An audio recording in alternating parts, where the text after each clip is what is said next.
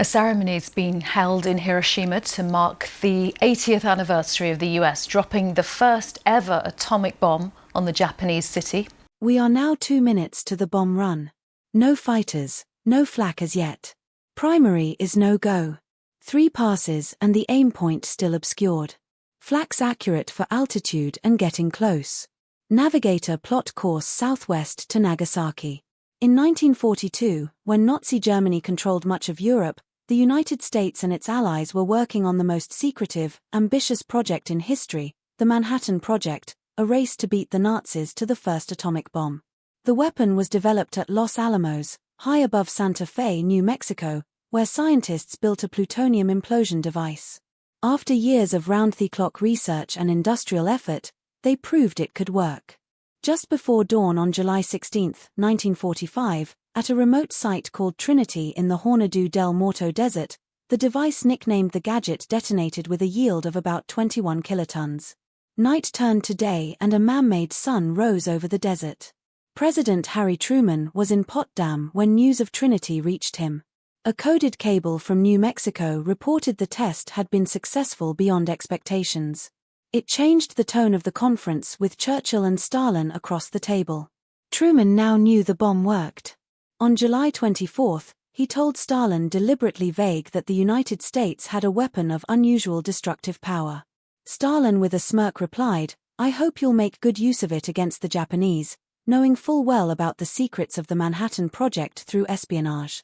2 days later on July 26 came the Potsdam Declaration issued by the United States, Britain, and China. It called on Japan to surrender unconditionally, promised no enslavement of the nation, but demanded disarmament and war crimes trials, and warned that if Japan failed to meet these demands, it would face prompt and utter destruction. In Tokyo, the divided leadership effectively did not accept, choosing to ignore the declaration with silence while pursuing a last-ditch hope for Soviet mediation. But even before that answer, the machinery was in motion. On July 25, Truman approved General Karlsbart's order authorizing the composite group to deliver atomic bombs as soon after August 3 as weather permitted against a target list that included Hiroshima, Kokura, Nagata, and Nagasaki. Kyoto, once atop the list, had been removed after Secretary of War Henry Stimson argued it was the cultural and academic heart of Japan, and preserving it would matter for post-war reconciliation. Tokyo was not chosen because months of firebombing had already devastated the city, making damage assessment close to impossible. Instead, Hiroshima remained largely untouched, making it an ideal site to clearly gauge the atomic bomb's devastating effects. On August 6, 1945, the meticulously planned mission commenced at the Northfield Air Base on Tinian Island. At precisely 2:45 a.m., the silver Boeing B-29 Superfortress named Enola Gay, piloted by Colonel Paul Tibbets, roared down the runway, carrying the world's first combat-ready atomic bomb, surnamed Little Boy. Weather's clear ahead, ceiling unlimited. Maintain course and altitude. ETA to the IP on time. 2 accompanying aircraft, the Great Artiste, equipped with instrumentation to measure the bomb's explosive force and necessary evil, tasked with photography and documentation, followed closely behind. Little Boy was a gun-type uranium-235 fissile bomb weighing approximately 9,700 pounds or about 4,400 kilograms designed to achieve critical mass through the rapid firing of a uranium projectile into a uranium target. This sudden union would initiate an uncontrolled chain reaction, releasing the equivalent explosive force of approximately 15,000 tons or 15 kilotons of TNT. After a 6-hour flight covering roughly 500 m or about 2,400 kilometers, the formation approached the Japanese mainland around 7 o'clock a.m. Weather reconnaissance aircraft Straight Flush had earlier confirmed clear skies over Hiroshima, sealing the city's fate. Approaching at an altitude of 31,000 feet or about 9.5 kilometers, Tibbets began his bombing run, handing final control to Bombardier Major Thomas Farabee. Japanese radar detected the small group of aircraft around 7:09 a.m., prompting initial air raid sirens in Hiroshima. However, when observers realized it was only 3 planes, the military assumed it was merely a reconnaissance mission rather than a bombing raid. Tragically, they led the alert, allowing daily life to resume in the city. At 8:09 a.m., The target Ioe Bridge near the city center came clearly into view through Farabi's Nordon bomb sight. Precisely at 8:15 a.m., as Enola Gay reached the optimal release point, Farah triggered the mechanism, opening the bomb bay doors and releasing Little Boy toward Hiroshima. Approximately 43 seconds after release, Little Boy reached its predetermined detonation altitude of 600 m or just over 650 yards above the Shima Surgical Clinic, missing the intended target, Ioe Bridge, by roughly 240 m or about 260 yards. At this precise height, radar eliminators triggered internal mechanisms that fired the uranium projectile into the target, initiating an instantaneous unstoppable nuclear chain reaction. The explosion occurred in less than a microcond, unleashing energy equivalent to approximately 15 kilotons of TNT. Instantly, a brilliant blinding flash of white light engulfed the city, visible for miles around, momentarily brighter than the sun. Observers on the ground described an intense burst followed by an enormous, deafening boom. A fiery nuclear fireball formed, rapidly expanding to about 200 m or 216 yards in radius, vaporizing everything it touched. Radiating outward, the blast wave produced staggering devastation. Within roughly 340 m or 370 yards, nearly all reinforced concrete buildings were obliterated with fatalities approaching 100%. Outward to about 1.7 kilometers or just over a mile. Residential buildings collapsed. Widespread fires ignited and massive loss of life occurred. At even greater distances up to 4.5 kilometers or 2.8 miles, the shock wave shattered windows, injuring thousands who had curiously approached windows after seeing the flash. The intense thermal radiation inflicted third-degree burns, penetrating skin layers deeply and rendering thousands of survivors severely disfigured or disabled. Within approximately 2 kilometers or 1.2 miles, the heat was severe enough to cause instantaneous third-degree burns and fires erupted throughout the city, creating a deadly firestorm that raged for hours. Of Hiroshima's roughly 350,000 inhabitants, approximately 70,000 to 80,000 people died instantly from the blast, heat, and immediate radiation, many leaving only eerie human-shaped shadows behind, permanently etched into pavement and walls.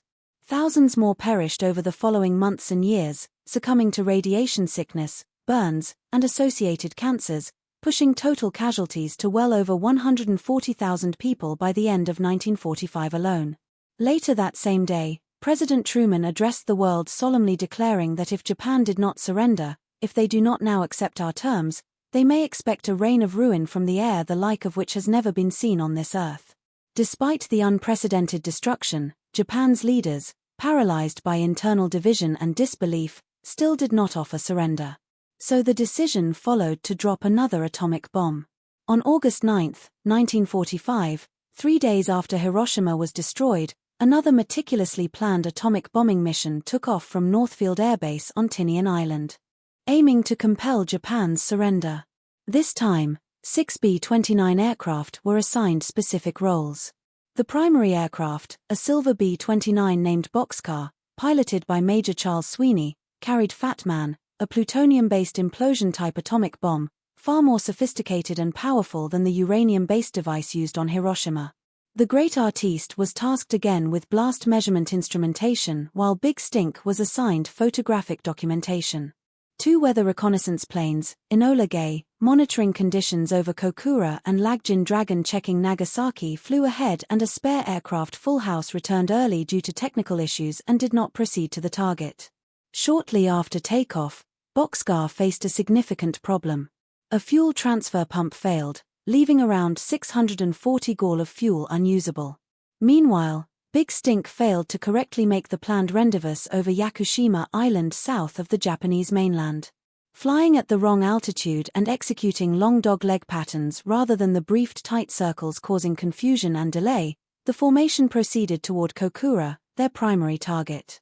Upon arrival, visibility was critically impaired, partially due to clouds, but mostly because workers at the nearby Yahota Steel Works deliberately burned coal tar to create thick black smoke, intentionally obscuring the city from bombing raids. Boxcar attempted 3 separate bombing runs over Kokura, each unsuccessful as Bombardier Captain Kermit Byrne struggled to visually confirm the aiming point. Adding to their urgency, Increasingly accurate Japanese anti-aircraft fire bracketed the aircraft. Eventually, after the third failed pass, the crew abandoned Kokura for their secondary target, Nagasaki. The failed attempt on Kokura later gave rise to the phrase Kokura's luck, referring to narrowly escaping disaster without even realizing it. As Boxcar turned southwest toward Nagasaki, fuel became critically low. Although the crew had agreed beforehand that landing with a fully armed atomic bomb was too risky, making ditching the Fat Man at sea preferable, it was decided that radar bombing over Nagasaki could be performed if visual targeting failed, with jettisoning as a last resort only. Shortly before 11 a.m., the formation arrived over Nagasaki. Visibility here too was poor, but a sudden break in cloud cover allowed in a momentary visual confirmation of the target. At precisely 11 a.m., the great artiste dropped instrument packages designed to measure the blast. Instrument canister away. Shoots good. Signals live. Roger. Great artiste. Hold your track. We're awaiting visual on target. 1 minute later at 11:01 a.m. Bian shouted, "I've got it. I've got it," and released the Fat Man bomb. At exactly 11:02 a.m., Fat Man detonated above Nagasaki, unleashing another devastating atomic blast upon Japan. Fat Man detonated approximately 503 m or 550 yards above Nagasaki, exploding with a yield of roughly 21 kilotons. Immediately, an immense nuclear fireball measuring around 222 m or 243 yards in radius engulfed the city center, momentarily generating temperatures hotter than the surface of the sun. Anything within this volume was simply obliterated. Buildings, vehicles, and human beings erased from existence in a blinding flash. The initial blast wave extended outwards, delivering catastrophic destruction within a radius of roughly 760 m or 830 yards where reinforced concrete buildings were demolished. Within a wider radius of about 1.7 kilometers or just above a mile, residential and commercial buildings collapsed, fires ignited uncontrollably, and casualties became widespread. Tens of thousands of Nagasaki's residents experienced severe injuries or were trapped beneath debris. By the end of 1945, approximately 60,000 to 80,000 people in Nagasaki had perished from the explosion, fires, and immediate radiation effects.